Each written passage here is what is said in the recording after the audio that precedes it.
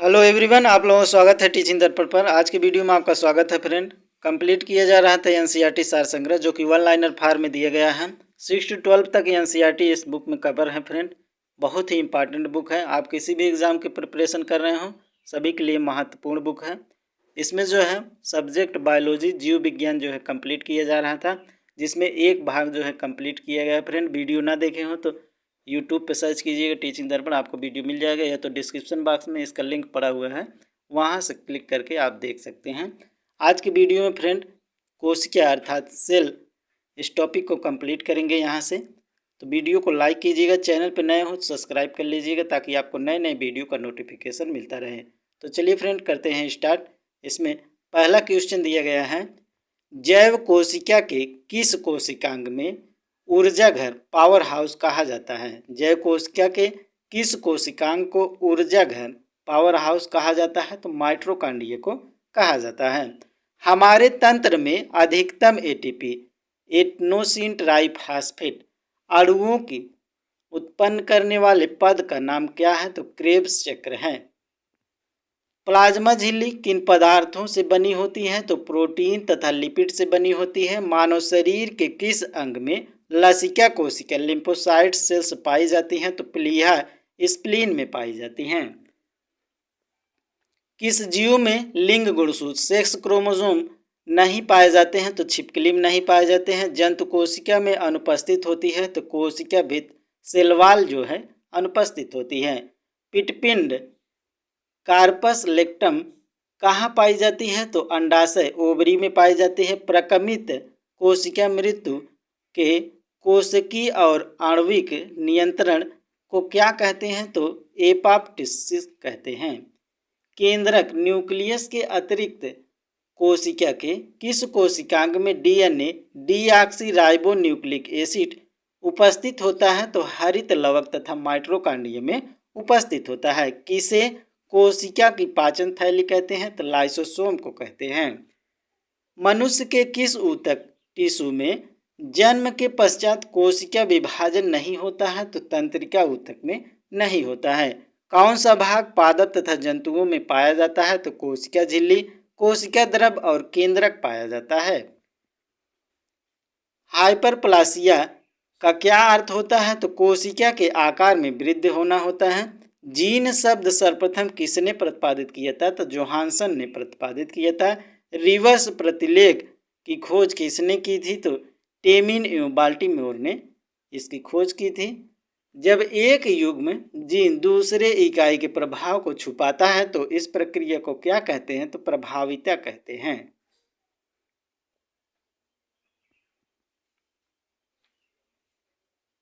कोशिका का जीवित अंश जीवद्रव कहलाता है। यह किससे मिलकर बनता है? तो कोशिका द्रव और केंद्रक द्रव से मिलकर बनता है। कौन सा कोशिकांग प्रोटीन संश्लेषण में सहायता करता है? तो राइबोसोम जो है सहायता करता है। मानव शरीर में गुणसूत्रों की संख्या कितनी होती है? 46 अर्थात 46 होती है। कौन सा तत्व पौधों की कोशिका भित्त सेलवाल की संरचना का घटक है? तो कैल्शियम है। सबसे छोटी जीवित कोशिका कौन सी है? तो माइकोप्लाज्मा है। किसे जीवन का भौतिक आधार माना जाता है? तो जीवद्रव प्रोटोप्लाज्म को माना जाता है। कौन सा कोशिकांग केवल वनस्पति कोशिकांग में उपस्थित होता है? तो हरित लवक उपस्थित होता है। द्विनाम पद्धति के जन्मदाता कौन है? तो कैलोलस लीनियस है। दो कोशिकाओं के मध्य पदार्थों का आवागमन किसके माध्यम से होता है? तो जीवद्रव तंतु के माध्यम से होता है। किस तत्व के कोशिकाओं में एकत्रित होने से रंध्र खुल जाते हैं? तो पोटेशियम में उपस्थित होने के कारण ये खुल जाते हैं। किस कोशिकांग को ट्रैफिक पुलिस की संज्ञा प्रदान की जाती है? तो गाल्जी काय को प्रदान की जाती है। प्लाज्मा झिल्ली किस पदार्थ से बनी होती है? तो लाइकोप्रोटीन से बनी होती है। प्लाज्मा झिल्ली की संरचना का यूनिट मेम्ब्रेन मॉडल किससे प्रस्तुत किया था? तो किसने प्रस्तुत किया था? तो रॉबर्टसन ने किया था वर्ष 1959 में। कोशिका भित्त सेलवाल की संरचना कैसी होती है? तो पारगम्य होती है। विश्व की सबसे छोटी कोशिका माइकोप्लाज्मा गैल्सी सेप्टिकम है। विश्व की सबसे बड़ी कोशिका शुतुरमुर्ग का अंडा है। मानव शरीर में सबसे छोटी कोशिका सेरिबेलम की गैन्यूल सेल है। मानव शरीर की सबसे बड़ी कोशिका अंडाणु है, केवल स्त्रियों में। मानव शरीर की सबसे लंबी कोशिका न्यूरॉन है। पुरुष में सबसे छोटी कोशिका शुक्राणु है, स्पर्म। सबसे बड़ी पादप कोशिका कार्लेपो टैक्सीफोलिया है। पुरुषों के शुक्राणु तथा महिलाओं के अंडाणु के निषेचन की क्रिया अंडवाहिनी में संपन्न होती है। अगला टॉपिक है पोषण, न्यूट्रिशन। मानव शरीर में किस पोषक तत्व की कमी के कारण शरीर वृद्धि धीमी हो जाती है? तो प्रोटीन के कारण धीमी हो जाती है, अर्थात रुक जाती है। विटामिन ए का मुख्य स्रोत क्या है? तो गाजर है। प्रोटीन एवं वसा दोनों की प्रचुरता किस खाद्य पदार्थ में होती है? तो मूंगफली में होती है। शरीर में त्वचा के नीचे विद्यमान वसा शरीर की ऊष्मा के ह्रास के विरुद्ध अवरोधक का कार्य करती है। शरीर में ऊतकों टिश्यूज का निर्माण किस पोषक तत्व से होता है? तो प्रोटीन से होता है। किस विटामिन को हार्मोन माना जाता है? तो विटामिन डी को माना जाता है। कौन सा एंजाइम प्रोटीन के पाचन में सहायक होते हैं? तो ट्रिप्सिन जो है प्रोटीन के पाचन में सहायक होते हैं। सामान्य क्रियाशील महिलाओं के लिए प्रोटीन की उपयुक्त दैनिक मात्रा कितनी होनी चाहिए? तो लगभग 45 ग्राम होनी चाहिए। स्तनपान करवाने वाली मां को प्रतिदिन आहार में लगभग 70 ग्राम प्रोटीन की आवश्यकता होती है। लार सलाइवा किसके पाचन में सहयोग करता है? तो स्टार्च के पाचन में सहयोग करता है। अलसी तीसी किसका प्रचुर स्रोत है? तो ओमेगा 3 वसी अम्ल का प्रचुर स्रोत है। मानव शरीर में पाचन की अधिकांश क्रिया किस अंग में संपन्न होती है? तो छोटी आंत में संपन्न होती है, स्मॉल इंटेस्टाइन में। मांस की तुलना में मछली की सुपाच्य और लाभदायक क्यों माना जाता है? क्योंकि बहु असंतृप्त वसा अम्ल उपस्थित के कारण इसको माना जाता है। दूध किस बैक्टीरिया के कारण खराब हो जाता है? तो लैक्टोबैसिलस के कारण जो है खराब हो जाता है। फास्फोरस शरीर में अम्लीयता एसिडिटी एवं क्षारीयता एल्कलाइटी के मध्य संतुलन बनाए रखता है। पालक के पत्तों में किस पोषक तत्व की मात्रा सबसे अधिक होती है? तो लौह की मात्रा सबसे होती है, आयरन की मात्रा। कौन से एंजाइम दूध प्रोटीन को पचाने में सहायक है? तो रेनिन जो है दूध को पचाने में सहायक होता है। मानव शरीर में विटामिन ए किस अंग में भंडारित होता है? तो यकृत में भंडारित होता है। अधिकांश प्राणियों के जीवित पदार्थ लगभग 80% पदार्थ क्या है? तो प्रोटीन होता है। सेब का हृदय रोगियों के लिए विशेष महत्व क्यों है? क्योंकि इसमें पोटेशियम का स्रोत होने के कारण। सेब में पोटेशियम का स्रोत अधिक होता है, इसलिए हृदय रोगियों के लिए ये महत्वपूर्ण फल है। आगे है, दूध में प्रोटीन और कार्बोहाइड्रेट के अतिरिक्त कैल्शियम और पोटेशियम तत्व सम्मिलित होते हैं। प्रोटीन की अधिकतम मात्रा किस में पाई जाती है? तो सोयाबीन में पाई जाती है। अल्फा कैरोटीन नामक प्रोटीन शरीर के किस अंग में पाया जाता है? तो त्वचा में पाया जाता है। गेहूं में कौन सा प्रोटीन पाया जाता है? तो ग्लूटेन पाया जाता है। गाय का दूध बीटा कैरोटीन की उपस्थिति के कारण हल्के पीले रंग का होता है। दूध का श्वेत रंग किसकी उपस्थिति के कारण होता है? तो कैसीन के नामक प्रोटीन के कारण ये श्वेत रंग होता है इसका। किसमें विटामिन सी की मात्रा सर्वाधिक होती है? तो आंवला में जो है सर्वाधिक होती है। विटामिन डी का प्रमुख स्रोत क्या है? तो सूर्य की किरणें हैं। किन विटामिनों का निर्माण हमारे शरीर में होता है? तो विटामिन डी और B3 का निर्माण हमारे शरीर में होता है। कौन सा विटामिन किसी स्वप्न को पर्याप्त अवधि तक याद रखने में सहायक होता है? तो विटामिन B6 होता है। सब्जियों से मुख्यतः हमें प्राप्त होता है तो विटामिन प्राप्त होता है। एक गिलास पानी पीने से कितनी कैलोरी मिलती है? तो 0 कैलोरी मिलती है। बासमती चावल के दाने पकाने पर लंबे क्यों हो जाते हैं? क्योंकि इमाइलेज की उपस्थिति के कारण लंबे हो जाते हैं। दूध में कौन सा सैकराइड उपस्थित होता है? तो लैक्टोज होता है। किस विटामिन की कमी से स्कर्वी रोग होता है? तो विटामिन सी की कमी से स्कर्वी रोग होता है। इसका रासायनिक नाम स्कर्बिक अम्ल होता है। हेपेटाइटिस मानव शरीर के किस अंग को प्रभावित करता है? तो यकृत को प्रभावित करता है। किसके संश्लेषण में विटामिन के की विशिष्ट भूमिका होती है? प्रोथैम्बिन की होती है। पौधे व जंतुओं में कार्बोहाइड्रेट का संचय किस रूप में होता है? तो पौधे में स्टार्च के रूप में तथा जंतुओं में ग्लाइकोजन के रूप में होता है। विटामिन होते हैं तो आवश्यक कार्बनिक यौगिक जिनका संश्लेषण शरीर में नहीं होता है।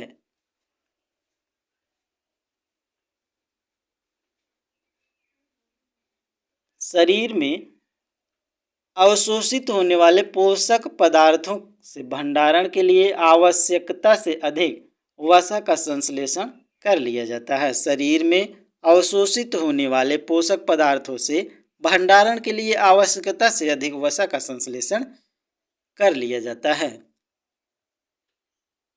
कैसमीर फंक ने किस पोषक तत्व की खोज की थी? तो विटामिन की खोज की थी। विटामिन ए से संपन्न खाद्य पदार्थ कौन से हैं? तो कार्ड यकृत तेल, शकरकंद, गाजर, पालक आदि हैं। मनुष्य में विटामिन ए की कमी से रतौंधी, शरीर वृद्धि व भार में कमी, कार्निया तथा त्वचा संबंधी रोग उत्पन्न हो जाते हैं। विटामिन B12 का रासायनिक नाम क्या है? तो साइनोकोबालामिन है।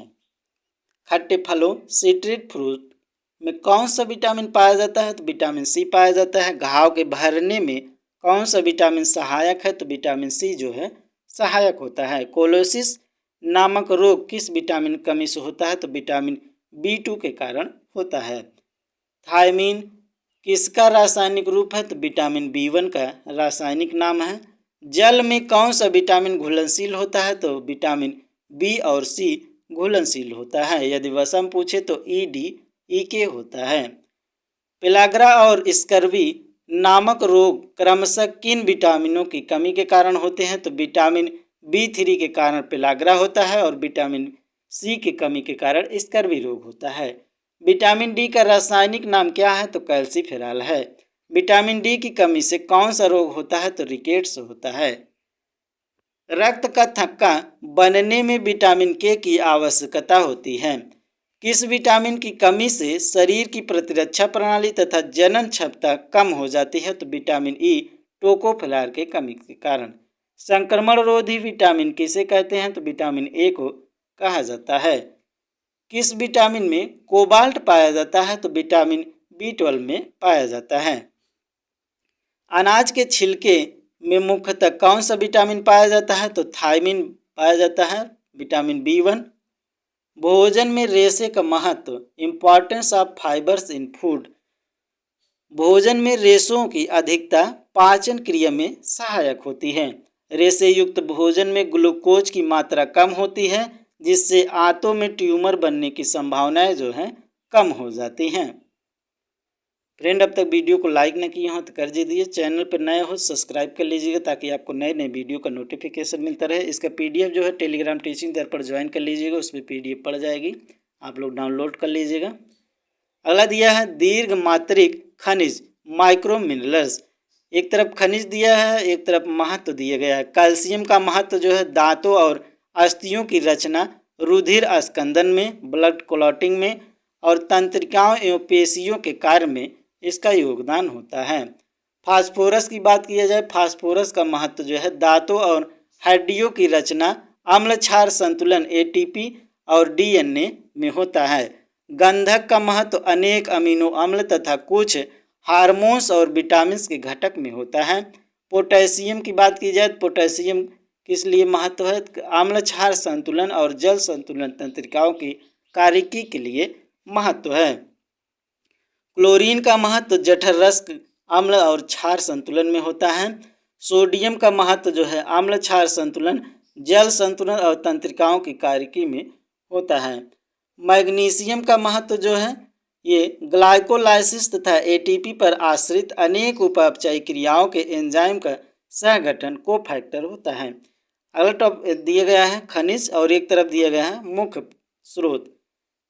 लौह दिया गया है, लोहा किस लिए महत्व है, किस में पाया जाता है, तो केला और खजूर में पाया जाता है। पोटेशियम पालक में पाया जाता है। आयोडीन जो है आयोडीन युक्त सामान्य नमक में पाया जाता है और कैल्शियम दूध एवं अंडे में पाया जाता है। कौन सा तत्व किडनी में पथरी को बनने से रोकता है, तो मैग्नीशियम रोकता है। कौन सा फल स्कर्वी रोग के उपचार में उपयोगी है, तो आंवला जो है उपयोगी होता है। एक संतुलित आहार में विभिन्न पोषक तत्वों किस अनुपात में होने चाहिए, तो 1/2 प्रोटीन होना चाहिए, 1/4 वसा का होना चाहिए एवं 3/5 कार्बोहाइड्रेट का होना चाहिए। किस पोषक तत्व से प्रति ग्राम सर्वाधिक ऊर्जा प्राप्त होती है, तो वसा से सर्वाधिक ऊर्जा प्राप्त होती है। किसकी कमी से क्रिटिनिज्म मंद बुद्धि एवं बौनापन रोग हो जाता है, तो आयोडीन की कमी से होता है। कौन सा विटामिन शरीर को रोगों से प्रतिरक्षा प्रदान करता है, तो विटामिन ए प्रतिरक्षा प्रदान करता है। विटामिन डी की अनुपस्थित शरीर में कैल्शियम की कमी हो जाती है जिससे रिकेट्स नामक रोग हो जाता है। ये जो है विटामिन डी का मुख्य स्रोत सूर्य का प्रकाश है। आगे है विटामिन के कार्य।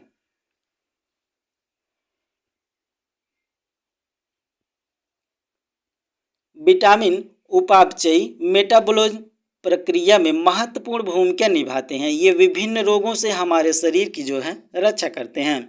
वसा में घुलनशील विटामिन, फैट सॉल्युबल विटामिन, उसको पहले देख लीजिए। तो वसा में विटामिन ए जिसे रेटिनॉल कहते हैं, इसका स्रोत होता है कैरोटीन युक्त फल, यकृत एवं आंतरिक श्लेष्मा की कोशिकाएं। कार्यकी प्रभाव इसका होता है तो दृष्टि रोगों में और संश्लेषण एपिथेलियम स्तरों की वृद्धि एवं विकास में होता है। इसके कमी से कौन सा रोग होता है, तो कार्निया और त्वचा की कोशिकाओं का विकास जो है अवरुद्ध हो जाता है। अगला विटामिन है विटामिन डी जिसे कैल्सीफेरॉल कहा जाता है। ये जो है इसका स्रोत मक्खन, यकृत, मछली का तेल, गुर्दा, अंडे, ईस्ट, सूर्य के प्रकाश का द्वारा जो है ये संश्लेषित होता है। इसका प्रभाव जो है कैल्शियम एवं फास्फोरस के उपापचय, हड्डियों और दांतों की वृद्धि में होता है। इसकी कमी से जो है सूखा रोग, ऑस्टियोमालेशिया हो जाता है और वयस्कों में रिकेट्स बच्चों में हो जाता है। विटामिन ई जिसे टोकोफेरॉल कहते हैं, इसका प्रचुर मात्रा तेल, गेहूं, अंडे की जर्दी और सोयाबीन में होता है। इसका प्रभाव जो है कोशिका कला की सुरक्षा, जनन क्षमता में वृद्धि तथा पेशियों की क्रियाशीलता में होता है। इसकी कमी से जो है जनन क्षमता में कमी हो जाती है, एपिथेलियम जो है कमजोर हो जाता है। अगला विटामिन के, इसे फिलोक्विनोन कहा जाता है। इसका स्रोत होता है हरी पत्तियां, अंडा, यकृत, टमाटर, गोभी, सोयाबीन आदि के बैक्टीरिया। इसका प्रभाव जो है यकृत में प्रोथैम्बिन का संश्लेषण किया जाता है और इसकी कमी से जो है चोट पर रक्त का थक्का न जमने से अधिक रक्तस्राव जो है हो जाता है। जल में घुलनशील vitamin, water soluble vitamin, 2 vitamin है, विटामिन सी और विटामिन बी। विटामिन बी के कई भाग हैं, जैसे विटामिन 1 जिसे थायमिन कहा जाता है। इसका स्रोत अनाज, फलियां, सोयाबीन, अंडा, मांस के सह एंजाइम का घटक होता है। इसका प्रभाव जो है कार्बोहाइड्रेट, वसा, उपापचयी क्रियाओं के सह एंजाइम के घटक होते हैं। इसकी कमी से जो है विटामिन B1 की कमी से बेरी नामक रोग हो जाता है। विटामिन B2 जो है राइबोफ्लेविन इसको कहा जाता है। इसका स्रोत जो है पनीर, अंडा, ईस्ट, हरी पत्तियां और दूध, यकृत, मांस होता है। इसका प्रभाव उपापचय में महत्वपूर्ण सह एंजाइम फैट तथा एफएनएम का घटक होता है। इसकी कमी से कीलोसिस नामक रोग हो जाता है। विटामिन B3 इसे निकोटीन अम्ल या नियासिन कहते हैं। इसका स्रोत होता है ईस्ट, मांस, यकृत, मछली, अंडा, दूध, मटर, मेवा और फलियां होता है। इसका प्रभाव जो है उपापचय में महत्वपूर्ण सह एंजाइम NAD तथा NADP का घटक होता है। इसकी कमी से पेलाग्रा नामक रोग हो जाता है। अगला है विटामिन B5, इसे पेंटोथेनिक अम्ल कहा जाता है। इसका स्रोत जो है अंडा, यकृत, मांस, दूध, टमाटर, मूंगफली, गन्ना होता है। इसका प्रभाव कैटाबोलिज्म में महत्वपूर्ण सह एंजाइम ए का घटक होता है। इसकी कमी से चर्म रोग हो जाता है, वृद्धि कम होती है, बाल सफ़ेद हो जाता है और जनन क्षमता में कमी आ जाती है। अगला विटामिन है विटामिन B6, जिसे पायरिडॉक्सिन कहते हैं। इसका मुख्य स्रोत होता है दूध, ईस्ट, अनाज, मांस और यकृत होता है। इसका प्रभाव अमीनो अम्ल के उपापचय में सह एंजाइम होता है। इसकी कमी से रक्त क्षीणता, चर्म रोग और पेशी ऐंठन होता है। अगला विटामिन विटामिन B7, जिसे बायोटीन कहते हैं। ये मांस, गेहूँ, अंडा, मूंगफली, चॉकलेट, सब्जी, फल में पाया जाता है। इसकी प्रभाव जो है वसी एवं अमीनो अम्ल के सहित कई अन्य पदार्थों का संश्लेषण करता है। इसकी कमी से जो है चर्म रोग हो जाता है, बाल का झड़ना होता है। अगला विटामिन B9, जिसे फोलिक अम्ल समूह कहते हैं। इसका मुख्य स्रोत हरी पत्तियां, यकृत, सोयाबीन, ईस्ट और फलियां हैं। इसका प्रभाव जो है वृद्ध रुधिराणुओं का निर्माण, DNA डीऑक्सीराइबोन्यूक्लिक अम्ल इसको कहते हैं, का संश्लेषण करता है। इसकी कमी से रक्त क्षीणता और वृद्धि में कमी हो जाती है। अगला है विटामिन जो है विटामिन B12, जिसे साइनोकोबालामीन कहते हैं। मांस, मछली, यकृत, अंडा, दूध, आंत के बैक्टीरिया इसके मुख्य स्रोत हैं। इसका प्रभाव जो है वृद्ध रुधिराणुओं का निर्माण, न्यूक्लिक अम्ल का संश्लेषण करना होता है। इसकी कमी से रक्त क्षीणता, तंत्रिका तंत्र के विकार उत्पन्न हो जाते हैं। अगला विटामिन है विटामिन C, जिसे स्कैर्बिक अम्ल कहा जाता है। इसका प्रचुर मात्रा आंवला में होता है, नींबू, खट्टे फल में, टमाटर और सब्जियां, आलू, अन्य फल में इसका प्रमुख मात्रा होता है। ये जो है अंतरकोश की सीमेंट, कोलेजन तंतुओं, हड्डियों के मैट्रिक्स के इसका प्रभाव होता है और इसकी कमी से जो है स्कर्वी रोग, मसूड़ों से सूजन एवं रक्त आना हो जाता है।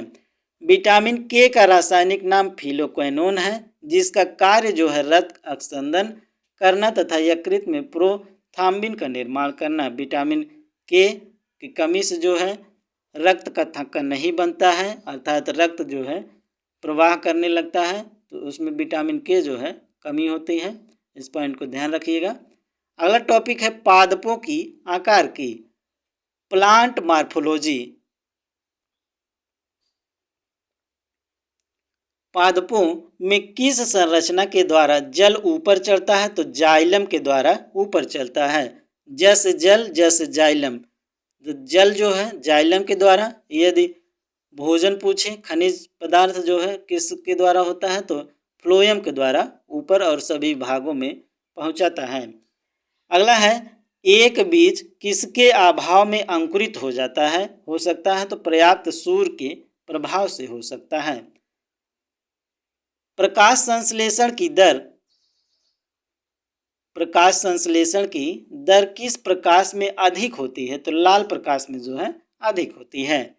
जीवाणुओं द्वारा नाइट्रेट को वायुमंडलीय नाइट्रोजन में परिवर्तन करने की प्रक्रिया क्या कहलाती है? तो विनाइट्रीकरण कहलाती है। किस क्रिया के दौरान सौर ऊर्जा रासायनिक ऊर्जा में परिवर्तित हो जाती है? तो प्रकाश संश्लेषण द्वारा हो जाती है। वृद्धरोधक ग्रोथ इनहिबिटर्स के रूप में कार्य करते हैं, तो एब्सिसिक अम्ल और इथाइलिन जो है कार्य करते हैं। पुष्पित पौधे के बीज किसके बने होते हैं? तो भ्रूण खाद्य संग्रह तथा आवरण के बने होते हैं।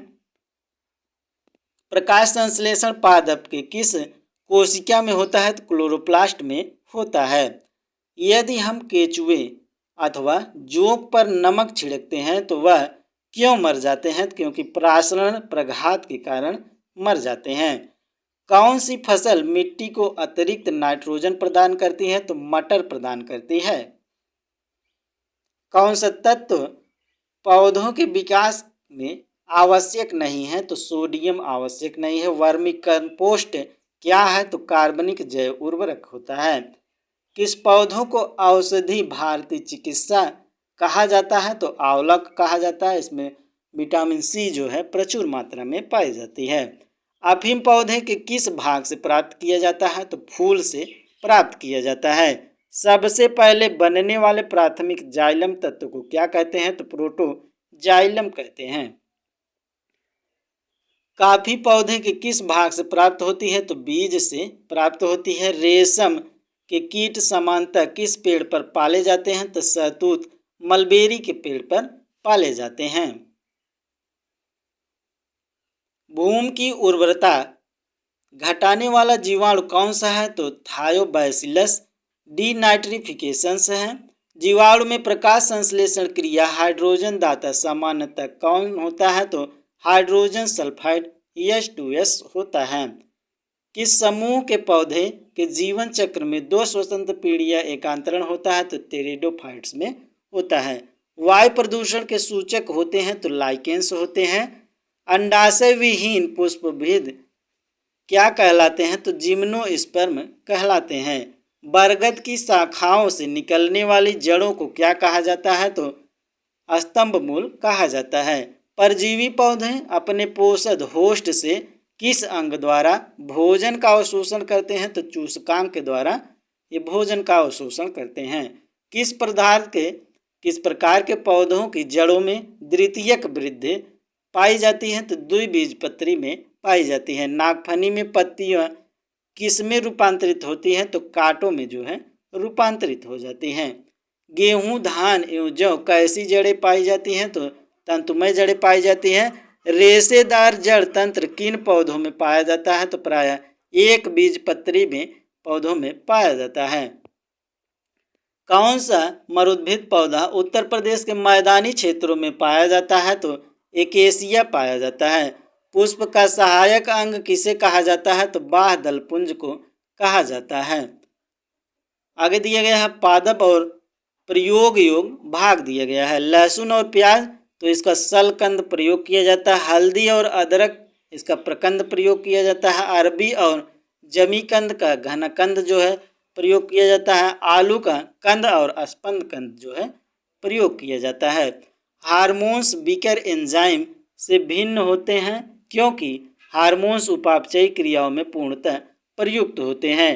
जीवाणु में प्रकाश संश्लेषण उच्च पादपों से भिन्न होता है क्योंकि इसमें O2 का निष्कासन नहीं होता है। प्याज किसका परिवर्धित रूप है? तो तने का परिवर्धित रूप है। प्रकाश संश्लेषण फोटोसिंथेसिस की प्रक्रिया केवल दृश्य प्रकाश अर्थात विजिबल लाइट में होती है। अगला टॉपिक है कंकाल तंत्र स्केलेटन सिस्टम।